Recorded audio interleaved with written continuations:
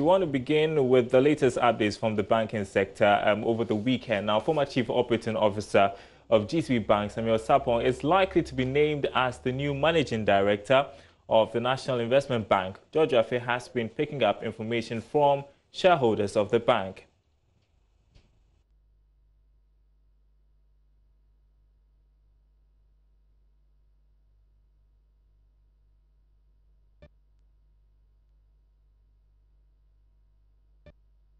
Sources say Mr. Sapong is the one that shareholders have settled on, and an announcement could be made soon. Last Friday, he was by shareholders as a director. It was a decision to ask the current shareholders, we understand, as part of in the Ghana measures to put the bank on a strong footing. NIB could be getting about 1.4 billion Ghana cedis of the Ghana Amalgamated Trust corporate bond that should be invested in the bank before the end of this month. NIB currently has government as a major shareholder with more than 90% stake in the bank. Mr. Sapong's appointment is subject to Bank of Ghana's approval. He has several years of experience in banking. Before his appointment onto the board of NIB, he was into private consulting. Before then, he was the Chief Operating Officer at GCB before he personally moved on from the bank. He has several instances acted as Managing Director of GCB. In a related development, the Finance Ministry's representative on the board of NIB, Michael Ayensu, has also been appointed as acting board chair. Follows the decision of the current board chairman, economist, and currently works with the Ministry of Finance. Leadership of the Industrial and Commercial Workers Union, ICU, says it would go to the appeals court to further challenge an eviction order instigated by the Trades Union Congress. The TUC says its decision to eject the Industrial Commercial Workers Union from its offices is to make way for renovation works, and they're saying that is facing a huge setback because the workers are there. But according to the ICU, the TUC has refused to engage them concerning the exercise. There's more in this report filed by Ebenezer Sabote. The building has been owned and occupied by about 10 national workers' unions in Ghana, including the Industrial and Commercial Workers Union, ICU, since 1962. According to the ICU, it received a letter from the TUC to vacate the premises for renovation after it had conducted its own internal renovation recently. After a series of back and forth in court, the ICU has threatened to pursue the matter at the appeals court until justice is served. Move to the court. We don't want to have any form of confusion at this place, and we place an injunction both on the contractor and his assignees. In the process, the judge gave a ruling, and it's quite amazing.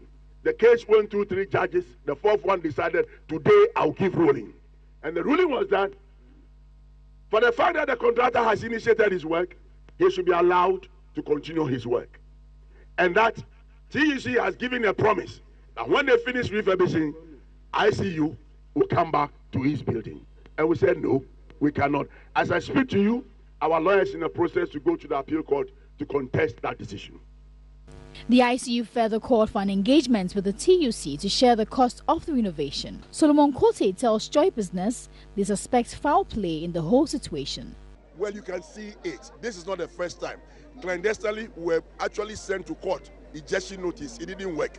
We were sent again, it didn't work. 3rd time, it didn't work. This time round, they've come by what? Renovation, and they said don't contribute some.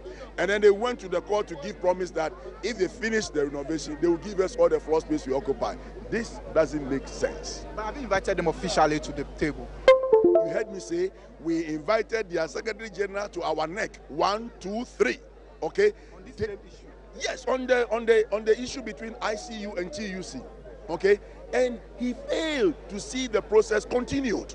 We are on record at least to say we invited him. He should show any record where he has invited us that we didn't come. The Industrial and Commercial Workers Union says it will have similar engagements with its members in other regions to protest the decision by the TUC. Let's take you next to the Volta region, where the Ghana Revenue Authority has confiscated about 50 cartons of some Castle Bridge London Dry Gin products suspected to be fake in Hohoi. The alcoholic beverages, which were spotted during the GRA's tax enforcement exercise, had tax stamps with the same serial number affixed on the bottles, which gives indication they could be counterfeit. GRA Sports Regional Task Force stormed shops in Hohoi on the lookout for accessible goods which do not have the tax stamps affixed on them. Products including Adonko and Pokeke alcoholic beverages seen without tax stamps were confiscated during the exercise. Scores of Castle Bridge London dry gin products suspected to be counterfeit were also discovered in some retail shops. The task force was led by Principal Revenue Officer Jennifer Jeble. We saw quite a few of random stamping, which is very wrong.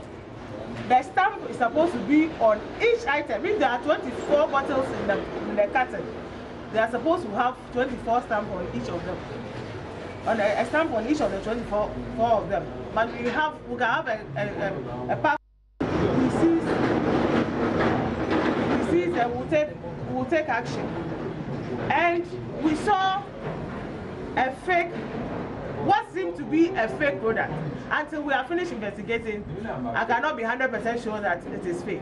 But we saw that the stamp was not genuine, at least according to our testing, and we saw particles in the drink that makes us suspect that they are not genuine. So we are going to take action. The traders were advised to be tax compliant and ensure all accessible goods supplied to them had tax stamps affixed. Well, back here in Accra, the 23rd edition of the International Trade Fair exhibition is ongoing at the Trade Fair Center. Over 300 exhibitors are showcasing several goods all made in Ghana.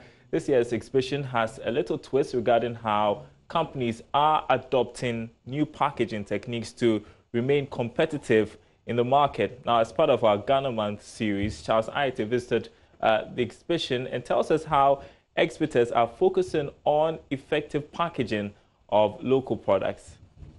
This year's International Trade Fair and Exhibition has, since it opened, witnessed over 300 participants who have brought many products for sale.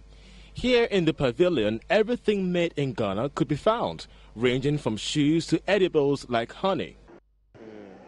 Only this packaging, but the same content, it has turned the markets. Give us the exhibition. How can we detect fake honey from authentic one? Thank you. That is why I'm here. Everyone can test and see. Get your full cup full of water. You put honey into it. The honey should swim to the bottom of your cup.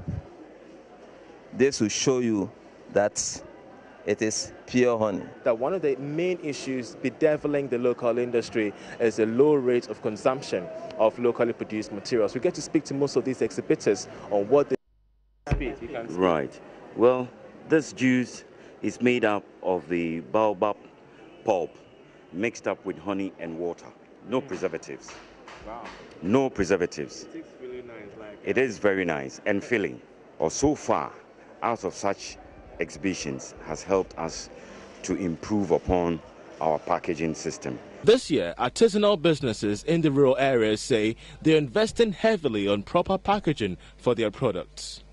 Meet Adam Yakubu, a smoke weaver who came down from Dagbon in the northern region to display his wares. He's hopeful of a ready market for smoke weavers in and beyond the shores of Ghana. All the time I'm making my things either Kumasi, Tamale, and then Accra, Sunyani. I have so many customers that I'm giving my smokes. Yeah. But beyond this, I could wear this one as well to a wedding. Yes. An engagement. Even in the office. I can wear this to the office. Yeah. So I can use this to formally report on TV. Yeah. All right, so that's a damba you do have there. And how much is this going for? This one is 300. 300 cedis. Yeah. So many exhibitors like that of Yakubu are exhibiting their goods at low discounted sales, and it's all in a bid to boost made in Ghana products like this lovely fugu that I'm wearing in here. We get to speak to other exhibitors as well. I think he has more for me. Do you want to wear this one as well? Are you going to wear this one yourself?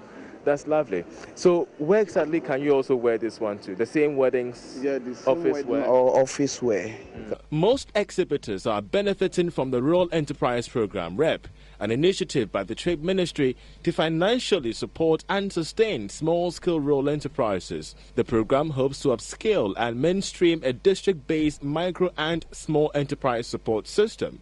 It is being implemented across 66 districts within the country. Nana Benyim Brown Addo is Communication Officer at the Rural Enterprise Program. When we started taking some of them to fairs, there's been a lot of improvement. And indeed, this is actually even part of the reasons why we send them to fairs and exhibitions like this.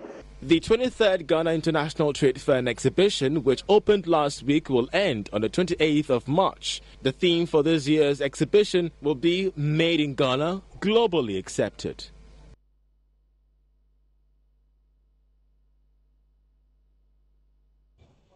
All right, you're watching Business Live. Let's move to issues to do with energy. The general manager in charge of sustainability at the GNPC, Dr. Banoako, says the company hopes to use the oil exploration within the Voltaigne Basin as a step to become a stand-alone operator by 2025. The corporation had earlier projected 2020 as a year to position itself in the likes of some major international oil companies like ExxonMobil to explore oil and gas resources. But speaking on the sidelines of a workshop by the Institute of Financial and Economic Journalists to discuss the 2016 Extractive Industry Transparency Initiative report, Dr. Banoako said the option will include raising funds on the international capital market for the purpose. This strategic plan is to become a standalone operator. The original vision was 2020. I think it's now moved to about 2025. But we are developing the structures to be able to allow GNPC to be a standalone operator. Standalone operator means we don't need to partner TALU to develop a field. Our staff will be on the field controlling the drilling, controlling the metering, controlling the transportation, and everything. That makes GNPC, it is at that stage that you can see GNPC as the ACES and those things, because we are not there yet. We are building the capacity. Almost every staff of GNPC, the technical guys, have been on one attachment or the other to these oil companies to build their expertise. We intend to use the Voltaigne Basin project as the next step of GNPC's development towards a standalone operator. We are hoping to go alone. Currently, we are doing it alone because GNPC is controlling all the processes, and the data will be with us. We know where the oil is, and we intend to then either, as at the beginning, partner somebody with GNPC being the majority operator, and somebody else also supporting us if it's financially, or we go raise our own funding from the international market and come and invest, and then all the resources will come to us.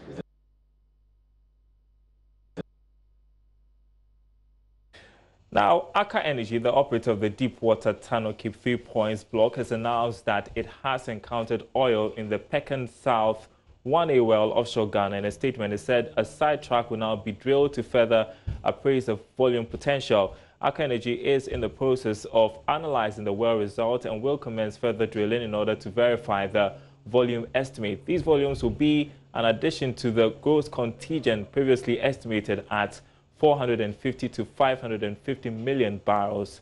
CEO of Aker Energy said they will now continue the appraisal drilling campaign while finalizing the plan of development to be submitted by the end of March. The drill ship Maersk Viking will now drill a sidetrack well in Pecan South before relocating to drill the third well in the ongoing appraisal campaign, Pecan South East. Now, based on the Pecan South result and pre-drill estimates of Pecan South East, Aker Energy estimates that the total volumes to be included in the plan of development have the potential to increase to between 600 and 1,000 million barrels.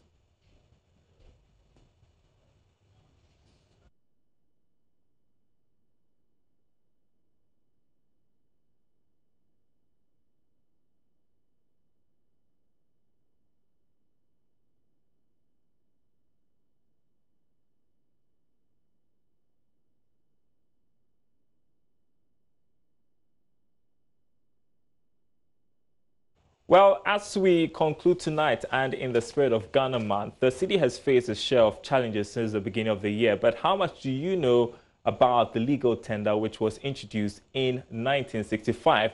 Now, we put together some piece of information for you. Take a look at this.